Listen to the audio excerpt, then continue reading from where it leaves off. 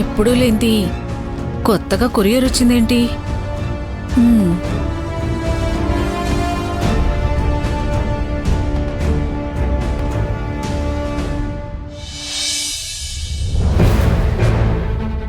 ఏంటమ్మా అది?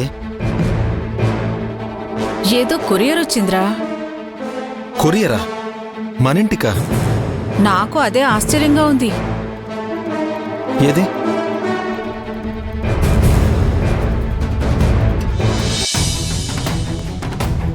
గోపాల్ గారు, మీరు పెళ్లి చేసుకోబోయే రాధకి ఇదివరకే పెళ్లి జరిగింది.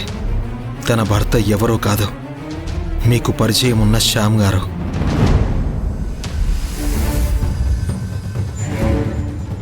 రాధ ఖుషీకి కేర్ టేకర్ కాదు, అమ్మ. అందుకే ఖుషి రాధ మీద అంత ప్రేమ పెంచుకుంది. శ్యామ్ గారికి రాధకి మధ్య గొడవ జరిగి వాళ్ళు విడిపోయారు. ఆ విషయం దాచి బలరాం రాధకి మీతో పెళ్లి జరిపించాలని చూస్తున్నాడు. రాధా బలరాంలు కలిసి మిమ్మల్ని మోసం చేస్తున్నారు. రాధని పెళ్లి చేసుకుంటే మీకు జీవితంలో సంతోషం లేకుండా పోతుంది. మీలాంటి మంచి మనిషి వాళ్ళ చేతుల్లో మోసపోవడం ఇష్టం లేక మీకు నిజం తెలియజేయాలని ఉత్తరం రాస్తున్నాను. ఇట్లో మీ శ్రేయోభిలాషి.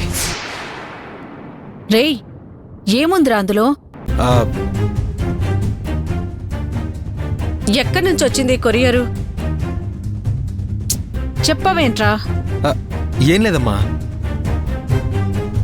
ఇన్సూరెన్స్ కంపెనీ నుంచి వచ్చింది. ప్రతి సంవత్సరం డబ్బులు కట్టాలి కదా, డ్యూ డేట్ వచ్చే నెలలో ఉందని గుర్తు చేయడానికి లెటర్ పంపించారు. ఓ అంతేనా? మరెందుకురా లెటర్ చదువుతున్నప్పుడు తెలియకూడదేదో తెలిసినట్టు నీ మొహం అలా మారిపోయింది? అదా, అది ఈ నెలలో పెళ్లి ఖర్చులుంటాయి కదా, వచ్చే నెలలో ఇన్సూరెన్స్ కట్టడానికి డబ్బులు ఎక్కడి నుంచి తేవాలా అని ఆలోచించేసరికి నా మొహం అలా మారిపోయింది, అంతే. మహాలక్ష్మి లాంటి కోడలి పిల్ల ఇంట్లో అడుగు పెట్టాక డబ్బులు వాటంతటవే సర్దుబాటు అవుతాయిరా. నువ్వేమీ కంగారు పడకు. రా, టిఫిన్ చేతు గాని. వస్తున్నామ్మా, నువ్వు వెళ్ళి వడ్డించు. ఎప్పుడూ లేంది కొరియర్ వచ్చేసరికి ఏంటా అని నేను కంగారు పడిపోయానురా.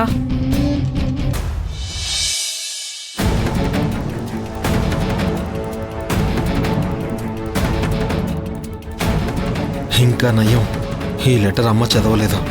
చదివుంటే ఇప్పుడే రాధాగారి మీదకి గొడవకెళ్ళుండేది. అసలు ఈ లెటర్ ఎవరు పంపించుంటారు? రాధాగారికి శ్యామ్ గారికి పెళ్లి జరగడం ఏంటి? మొత్తానికి నాకు తెలియని విషయం ఏదో ఉంది. అదేంటో బలరాం గారినే నిలదీసి తెలుసుకోవాలి. టిఫిన్ చేద్దు రారా. వస్తున్నామా.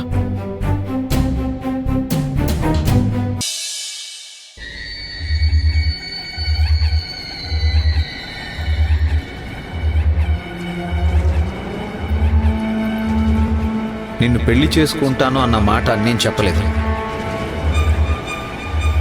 నాకు భార్య అక్కర్లేదు, ఖుషీకి తల్లి మాత్రమే కావాలి.